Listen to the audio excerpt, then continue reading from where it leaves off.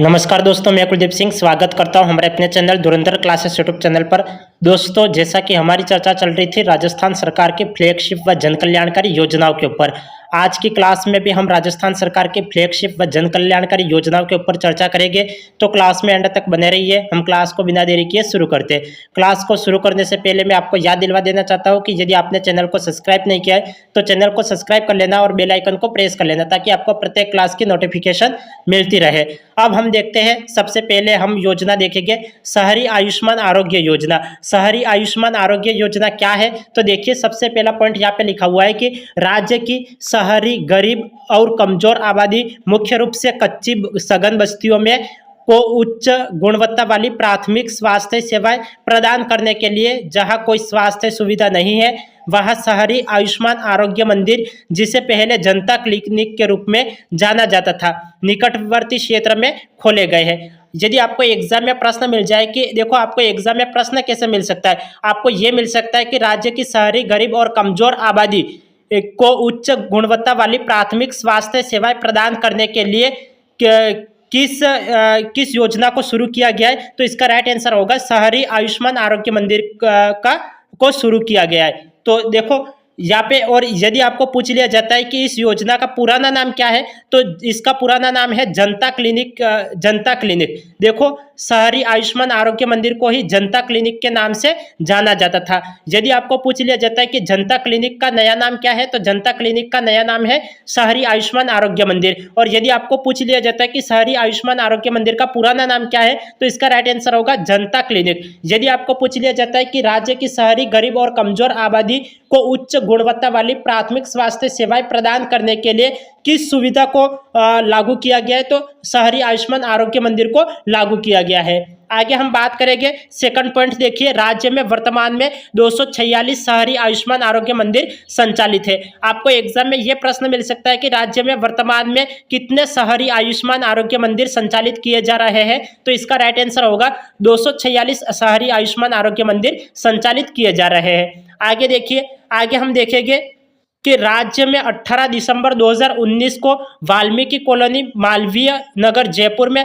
प्रथम जनता क्लिनिक का उद्घाटन किया गया। आपको एग्जाम में प्रश्न मिल सकता है कि राज्य में प्रथम जनता क्लिनिक का उद्घाटन कहाँ किया गया, तो इसका राइट आंसर होगा मालवीय नगर जयपुर। और कब किया गया, तो 18 दिसंबर 2019 को किया गया। समझ में आ गया? यदि आपको एग्जाम में प्रश्न मिल जाए कि राज्य में प्रथम जनता क्लिनिक का उद्घाटन कहाँ किया गया, तो इसका राइट आंसर होगा मालवीय नगर जयपुर में प्रथम जनता क्लिनिक का उद्घाटन किया गया।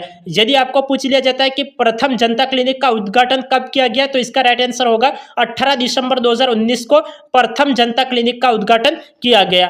अब आगे हम देखेंगे, शहरी आयुष्मान आरोग्य मंदिर की बात हमने कर ली। आगे हम बात करते हैं निरोगी राजस्थान अभियान। निरोगी राजस्थान अभियान क्या है, तो इसके बारे में हम डिटेल से चर्चा करते हैं। देखो, यदि आपको एग्जाम में प्रश्न मिल जाए कि निरोगी राजस्थान अभियान का प्रारंभ कब किया गया, तो इसका राइट आंसर होगा निरोगी राजस्थान अभियान का प्रारंभ 18 दिसंबर 2019 को किया गया।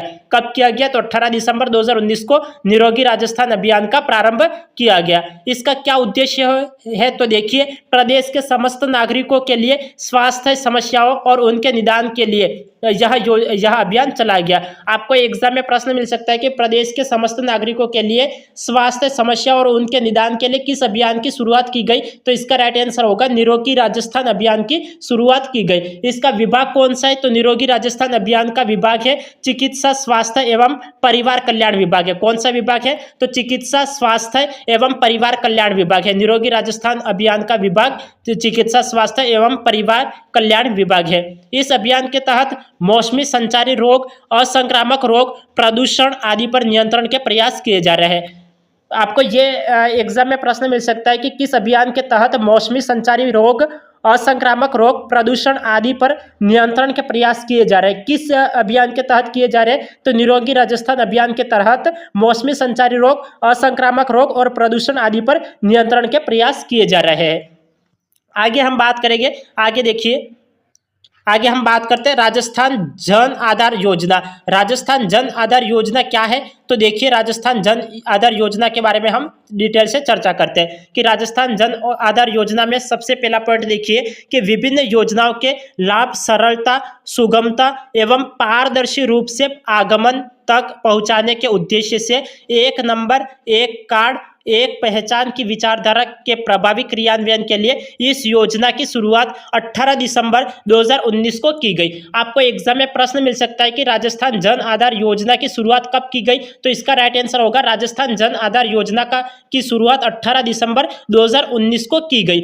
आपको यह भी मिल सकता है कि विभिन्न योजनाओं के लाभ सरलता, सुगमता एवं पारदर्शी रूप से आगमन तक पहुंचाने के उद्देश्य से एक नंबर एक कार्ड एक पहचान की विचारधारा से किस योजना को क्रियान्वित किया गया है। तो किस योजना को क्रियान्वित किया गया, तो इसका राइट आंसर होगा राजस्थान जन आधार योजना को क्रियान्वित किया गया है। क्या राइट आंसर होगा, तो राजस्थान जन आधार योजना को क्रियान्वित किया गया है। कब क्रियान्वित किया गया, तो 18 दिसंबर 2019 को इसको क्रियान्वित किया गया। तो समझ में आ गया पहले पॉइंट से रिलेटेड आपको एग्जाम में प्रश्न कैसे मिल सकता है। देखो यहाँ पे पॉइंट के थ्रू कैसे प्रश्न बन सकता है वो भी मैं आपको बता रहा हूँ। आपको एग्जाम में मिल सकता है कि किस योजना के तहत या फिर विभिन्न योजनाओं के लाभ सरलता, सुगमता और पारदर्शी रूप से आगमन तक पहुंचाने के उद्देश्य से एक नंबर एक कार्ड और एक पहचान की विचारधारा के प्रभावी क्रियान्वयन के लिए किस योजना की शुरुआत की गई है। तब आपको एग्जाम में राइट आंसर करना है राजस्थान जन आधार योजना की शुरुआत की गई है।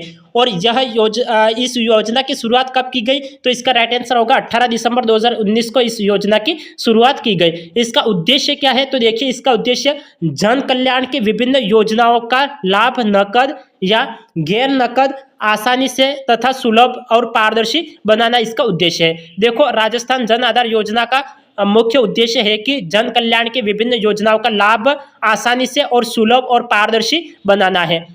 आगे नेक्स्ट पॉइंट देखिए, राज्य के सभी निवासी परिवारों को 10 अंकों की जन आधार परिवार आईडी 10 अंकों की जन आधार परिवार आईडी और इन परिवारों के सदस्यों को 11 अंकों की आईडी प्रदान की जाती है। आपको एग्जाम में प्रश्न मिल सकता है कि राजस्थान जन आधार योजना के तहत सभी निवासी परिवारों को कितने अंकों की जन आधार आईडी प्रदान की गई है, तो 10 अंकों की जन आधार आईडी प्रदान की गई है। और उनके परिवारों के सदस्यों को कितने अंकों की आईडी प्रदान की गई है, तो 11 अंकों की आईडी प्रदान की गई है। तो यहाँ पे अंकों को भी आपको ध्यान में रखना है कि सभी निवासी परिवारों को तो 10 अंकों की जन आधार आईडी प्रदान की गई है और परिवार के सदस्यों को 11 अंकों की आईडी प्रदान की गई है।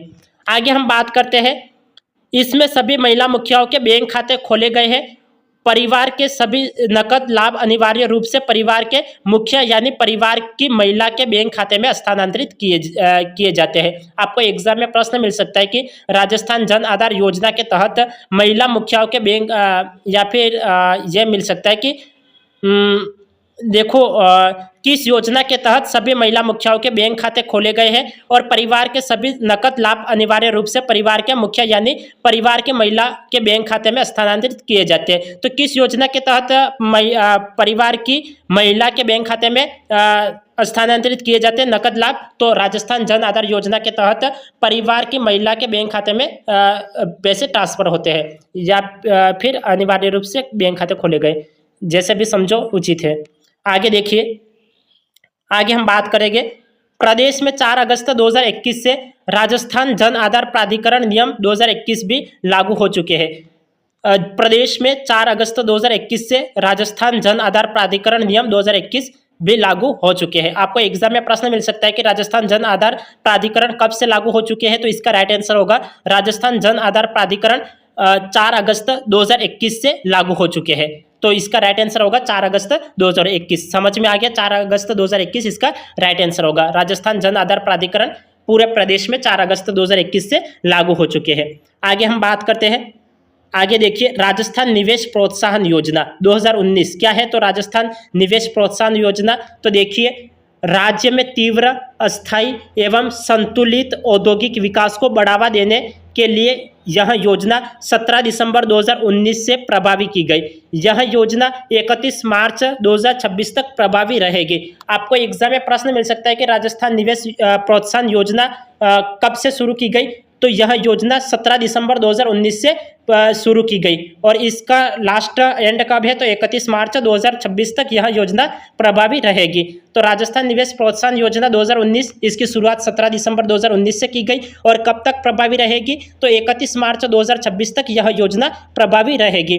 आगे देखिए, इस योजना में विनिर्माण एवं सेवा क्षेत्र के उद्योगों में नवीन निवेश हेतु 7 वर्षों के लिए CGST का 100% पुनर्भरण तथा विद्युत कर, स्टाम्प ड्यूटी एवं मंडी शुल्क का 100% तक की छूट जैसी रियासतें प्रदान करने का प्रावधान है। देखो आपको कितने कितने प्रतिशत की छूट मिल पा रही है इस योजना के तहत, ये भी आपको याद रखना है। कभी कभार आपको एग्जाम में ये प्रश्न मिल सकता है कि राजस्थान निवेश प्रोत्साहन योजना के तहत स्टाम्प ड्यूटी एवं मंडी शुल्क में कितने प्रतिशत की छूट दी जा रही है, तो इसका राइट आंसर होगा स्टाम्प ड्यूटी एवं मंडी शुल्क में 100% की छूट दी जा रही है। और SGST का पुनर्भरण कितना कर रही है, तो 100% पुनर्भरण किया जा रहा है, मतलब 100% इस योजना के तहत छूट देने का प्रावधान है। तो देखिए इस पॉइंट को वापस देखिए, इस योजना में विनिर्माण एवं सेवा क्षेत्र के उद्योगों में नवीन निवेश हेतु 7 वर्षों के लिए, कितने वर्षों के लिए, तो 7 वर्षों के लिए SGST का 100% पुनर्भरण तथा विद्युत कर, स्टाम्प ड्यूटी एवं मंडी शुल्क में 100% तक की छूट जैसी रियासतें प्रदान करने का प्रावधान है। आगे तीसरा पॉइंट देखिए, इस योजना के तहत अनुसूचित जाति जनजाति के उद्यमियों को प्रोत्साहन देने के लिए डॉक्टर भीमराव अंबेडकर विशेष पैकेज का प्रावधान किया गया है। आपको एग्जाम में प्रश्न मिल सकता है कि किस योजना के तहत अनुसूचित जाति, अनुसूचित जाति और अनुसूचित जनजाति के उद्यमियों को प्रोत्साहन देने के लिए डॉक्टर भीमराव अंबेडकर विशेष पैकेज का प्रावधान किया गया। तो किस योजना के तहत किया गया, तो राजस्थान निवेश प्रोत्साहन योजना के तहत अनुसूचित जाति और अनुसूचित जनजाति के उद्यमियों को प्रोत्साहन देने के लिए डॉक्टर भीमराव अंबेडकर विशेष पैकेज का प्रावधान किया गया। या फिर आपको एग्जाम में ऐसे भी प्रश्न मिल सकता है कि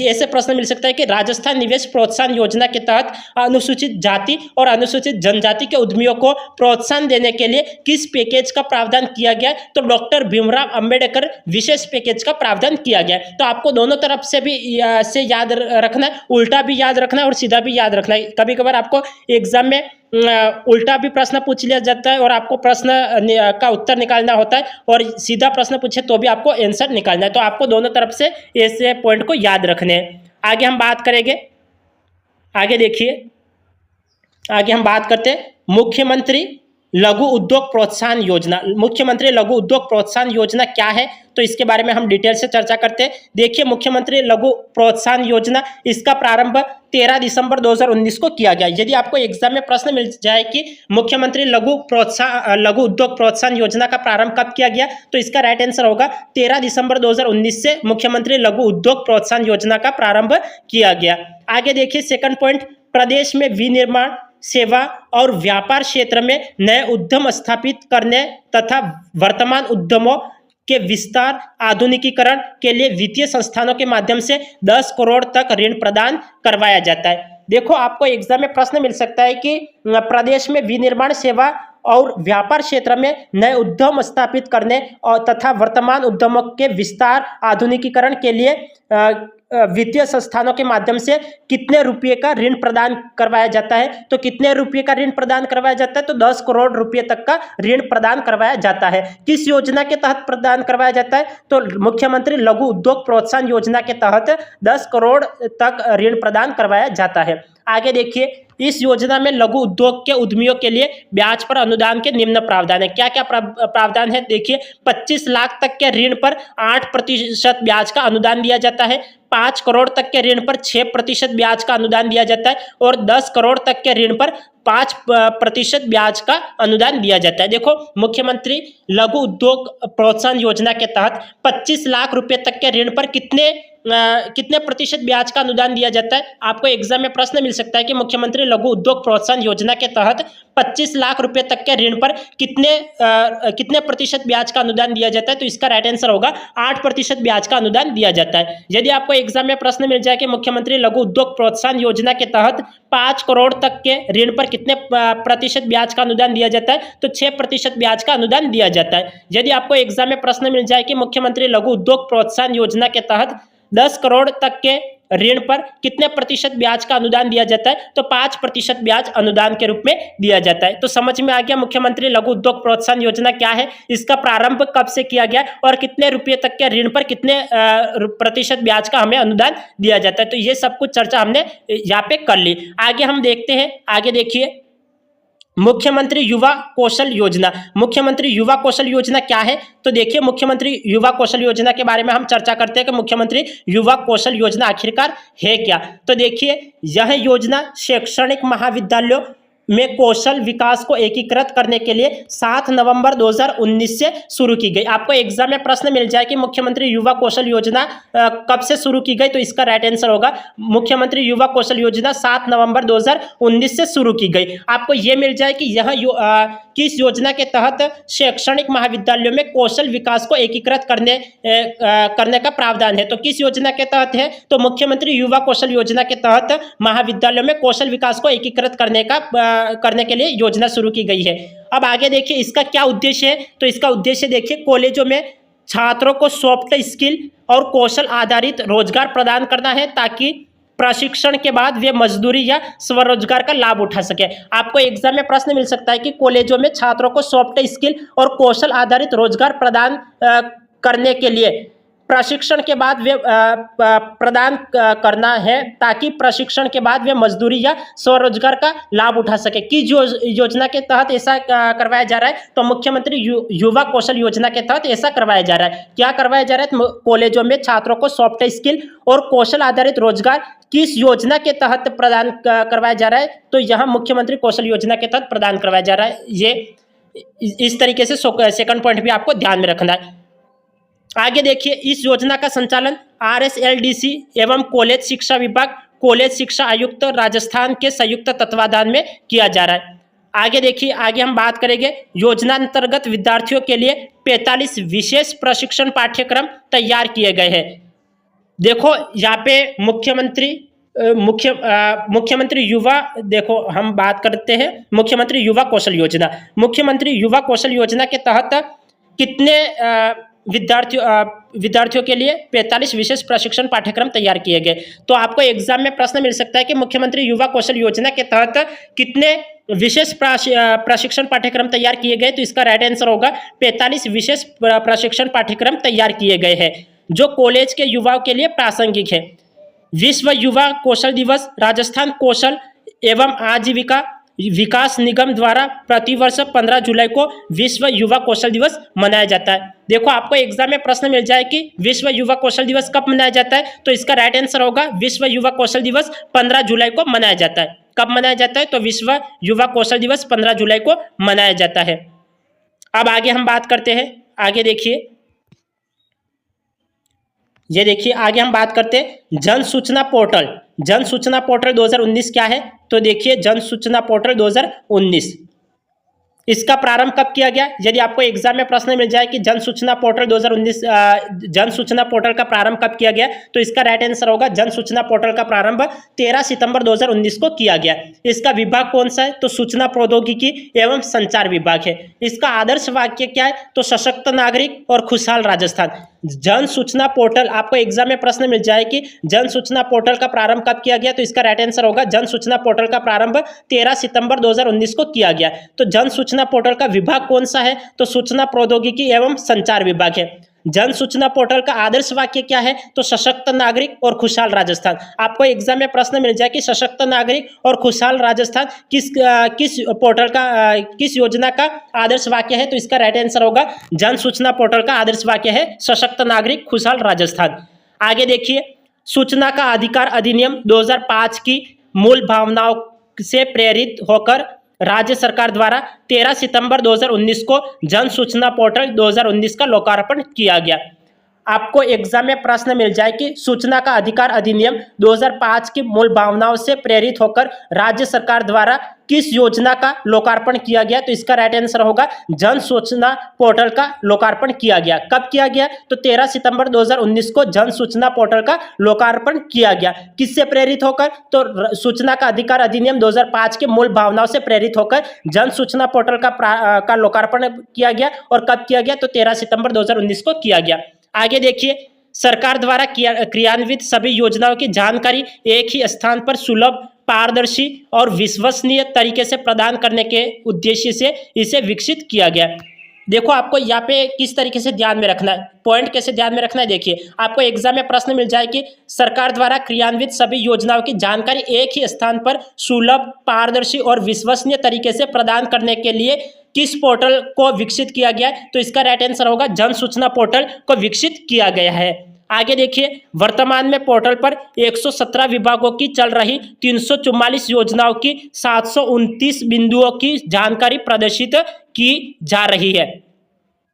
देखो यहाँ पे लास्ट पॉइंट भी आपको ध्यान में रखना है कि वर्तमान में पोर्टल पर 117 विभागों की चल रही 344 योजनाओं की 729 बिंदुओं की जानकारी प्रदर्शित की जा रही है। तो ये पॉइंट भी ध्यान में रखना है, कभी कभार आपको एग्जाम में आंकड़े पूछ ले तो ये आपको ध्यान में रखना है कि कितने विभागों की योजना चल रही है। तो 117 विभागों की योजना चल रही है, और 117 विभागों की कितनी योजनाएं चल रही है, तो 344 योजना चल रही है, और 344 योजनाओं के कितने बिंदुओं की जानकारी प्रदर्शित की जा रही है, तो 729 बिंदुओं की जानकारी प्रदर्शित की जा रही है। इस तरीके से आपको डिटेल से ध्यान में रखना है। आगे हम बात करेंगे एमएसएमई अधिनियम क्या है। तो देखिए एमएसएमई अधिनियम, इसके बारे में हम चर्चा करते हैं कि एमएसएमई अधिनियम क्या है। तो यदि आपको एग्जाम में प्रश्न मिल जाए कि एमएसएमई अधिनियम का प्रारंभ कब किया गया, तो इसका राइट आंसर है एमएसएमई अधिनियम का प्रारंभ 17 जुलाई 2019 को किया गया। कब किया गया, तो 17 जुलाई 2019 को एमएसएमई अधिनियम का प्रारंभ किया गया। इसका विभाग कौन सा है, तो एमएसएमई अधिनियम का विभाग है सूक्ष्म लघु एवं मध्यम उद्योग विभाग। कौन सा विभाग है, तो सूक्ष्म लघु एवं मध्यम उद्योग विभाग है। नेक्स्ट पॉइंट देखिए, राज्य में एमएसएमई इकाइयों की सरल स्थापना एवं विकास हेतु राज्य सरकार द्वारा 17 जुलाई 2019 को राजस्थान सूक्ष्म लघु और मध्यम उद्यम स्थापना और प्रवर्तन का सुदृढ़ीकरण अधिनियम लागू किया गया। देखो आपको ये ध्यान में रखना है कि राज्य में एमएसएमई इकाइयों की सरल स्थापना एवं विकास हेतु राज्य सरकार द्वारा 17 जुलाई 2019 को राजस्थान सूक्ष्म लघु और मध्यम उद्यम स्थापना और प्रवर्तन का सुदृढ़ीकरण अधिनियम लागू किया गया। इसके तहत उद्यमी को 3 वर्ष तक का राजस्थान के अधिनियमों के अंतर्गत विभिन्न विभागों की किसी प्रकार की स्वीकृति एवं निरीक्षण की आवश्यकता नहीं है। इस हेतु एक ऑनलाइन पोर्टल राज उद्योग मित्र राजस्थान गवर्नमेंट इन शुरू किया गया है। तो देखो इस आईडी को भी आपको ध्यान में रखना है कि किस पोर्टल को शुरू किया गया है, तो राज उद्योग मित्र राजस्थान गवर्नमेंट इस पोर्टल को शुरू किया गया है। तो यहाँ पे आपको एमएसएमई में ध्यान में रखना है कि प्रारंभ कब किया गया, विभाग कौन सा है और किस लिए इसको शुरू किया गया। तो इन सारी बातों को आपको ध्यान में रखना है। आगे हम बात करेंगे, देखिए आगे हम बात करते हैं। देखिए ये देखिए 1 रुपये किलो गेहूँ, यह योजना क्या है, 1 रुपये किलो गेहूँ। तो देखिए 1 रुपये किलो गेहूँ, इसका प्रारंभ 1 मार्च 2019 से किया गया। आपको एग्जाम में प्रश्न मिल जाए कि 1 रुपये किलो गेहूँ योजना का प्रारंभ कब किया गया, तो इसका राइट आंसर होगा 1 मार्च 2019 से 1 रुपये किलो गेहूँ योजना का प्रारंभ किया गया। विभाग कौन सा है, तो खाद्य एवं नागरिक आपूर्ति विभाग है। 1 रुपये किलो गेहूँ योजना का विभाग कौन सा है, तो खाद्य एवं नागरिक आपूर्ति विभाग है। और प्रारंभ कब किया गया, तो 1 मार्च 2019 को प्रारंभ किया गया। आगे देखिए इससे रिलेटेड राष्ट्रीय खाद्य सुरक्षा योजना अंतर्गत अंत्योदय राशन कार्ड धारियों को 35 किलोग्राम प्रति राशन कार्ड तथा बीपीएल एवं स्टेट बीपीएल लाभार्थियों को 5 किलोग्राम प्रति यूनिट प्रति माह 1 रुपये किलो की दर से गेहूं उपलब्ध करवाया जा रहा है। देखो किन किन लोगों को या फिर किन किन कैटेगरी वालों को कितना गेहूं उपलब्ध करवाया जा रहा है, तो ये देखिए अंत्योदय राशन कार्ड धारियों को कितने रुपए किलो गेहूं प्रदान किया जा रहा है, तो 35 किलोग्राम गेहूं दिया जा रहा है। और बीपीएल एवं स्टेट बीपीएल लाभार्थियों को 5 किलोग्राम प्रति यूनिट गेहूं प्रति माह 1 रुपये किलो की दर से उपलब्ध करवाया जा रहा है। तो इस बात को आपको ध्यान में रखना है। यदि आपको एग्जाम में प्रश्न मिल जाए कि 1 रुपये किलो गेहूं योजना के तहत अंत्योदय राशन कार्ड धारियों को कितने किलोग्राम गेहूं उपलब्ध करवाया जा रहा है, तो इसका राइट आंसर होगा अंत्योदय राशन कार्ड धारियों को 35 किलोग्राम गेहूं उपलब्ध करवाया जा रहा है। और यदि आपको पूछ लिया जाए कि 1 रुपये किलो गेहूं योजना के तहत बीपीएल एवं स्टेट बीपीएल लाभार्थियों को कितने किलोग्राम गेहूं उपलब्ध करवाया जा रहा है, तो 5 किलोग्राम गेहूं प्रति यूनिट उपलब्ध करवाया जा रहा है। तो ये बात आपको ध्यान में रखनी है। आगे हम बात करेंगे, इसी क्रम में अंत्योदय व समस्त श्रेणी के बीपीएल कुल 1,74,00,000 लाभार्थियों के लिए 1 मार्च 2019 से 2 रुपये किलो के स्थान पर 1 रुपये प्रति किलो की दर से गेहूं वितरण की नवीन योजना प्रारंभ की गई है। आगे देखिए सहरिया, खेरवा तथा कथोड़ी जनजाति को प्रति परिवार 35 किलो गेहूं प्रतिमाह निःशुल्क दी जाती है। यदि आपको एग्जाम में प्रश्न मिल जाए कि 1 रुपये किलो गेहूं योजना के तहत सहरिया, खेरवा तथा कथोड़ी जनजाति को प्रति परिवार कितने किलो गेहूं निःशुल्क दिया जा रहा है, तो 35 किलो गेहूं निःशुल्क दिया जा रहा है। समझ में आ गया कितने किलो गेहूं निःशुल्क दिया जा रहा है, तो 35 किलो गेहूं सहरिया, खेरवा तथा कथोड़ी जनजाति को प्रति परिवार निःशुल्क दिया जा रहा है। तो समझ में आ गया। यदि अंत्योदय राशन कार्ड धारियों को कितना दिया जा रहा है, तो 35 किलोग्राम गेहूं, और बीपीएल और स्टेट बीपीएल को कितने किलोग्राम गेहूं दिया जा रहा है, तो 5 किलोग्राम गेहूं दिया जा रहा है। और सहरिया, खेरवा और कथोड़ी जनजाति को कितने किलो गेहूं दिया जा रहा है, तो 35 किलो गेहूं निःशुल्क दिया जा रहा है। तो ये ध्यान में रखना है। आगे हम बात करेंगे विरासत योजना। विरासत योजना क्या है, तो देखिए विरासत योजना, इसका प्रारंभ कब किया गया। यदि आपको एग्जाम में प्रश्न मिल जाए कि विरासत योजना का प्रारंभ कब किया गया, तो इसका राइट आंसर होगा, इसका प्रारंभ 2018-19 से विरासत योजना का प्रारंभ किया गया। इस योजना के तहत अल्पसंख्यक वर्ग के हस्तशिल्पी जिनकी पारिवारिक वार्षिक आय शहरी क्षेत्र में 1.20 लाख रुपये एवं ग्रामीण क्षेत्र में 98,000 रुपये से अधिक न हो पात्र है।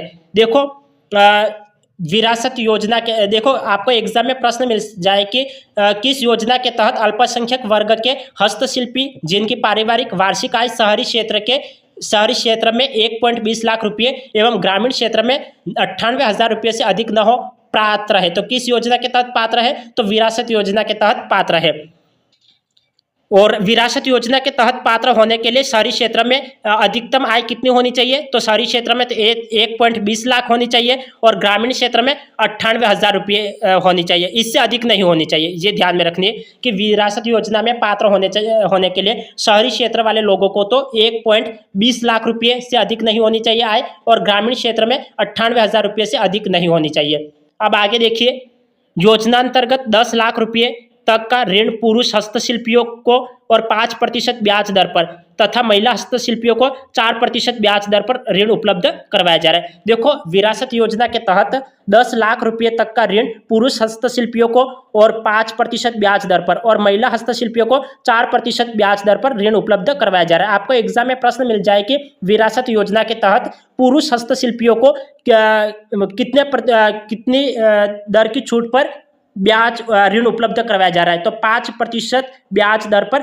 ऋण उपलब्ध करवाया जा रहा है। और महिला हस्तशिल्पियों को कितनी दर पर ऋण उपलब्ध करवाया जा रहा है, तो 4% ब्याज दर पर ऋण उपलब्ध करवाया जा रहा है। तो ये दोनों ध्यान में रखने योग्य बात है कि विरासत योजना के तहत पुरुष हस्तशिल्पियों को तो 5% ब्याज दर पर ऋण उपलब्ध करवाया जा रहा है और महिला हस्तशिल्पियों को 4% ब्याज दर पर ऋण उपलब्ध कराया जा रहा है।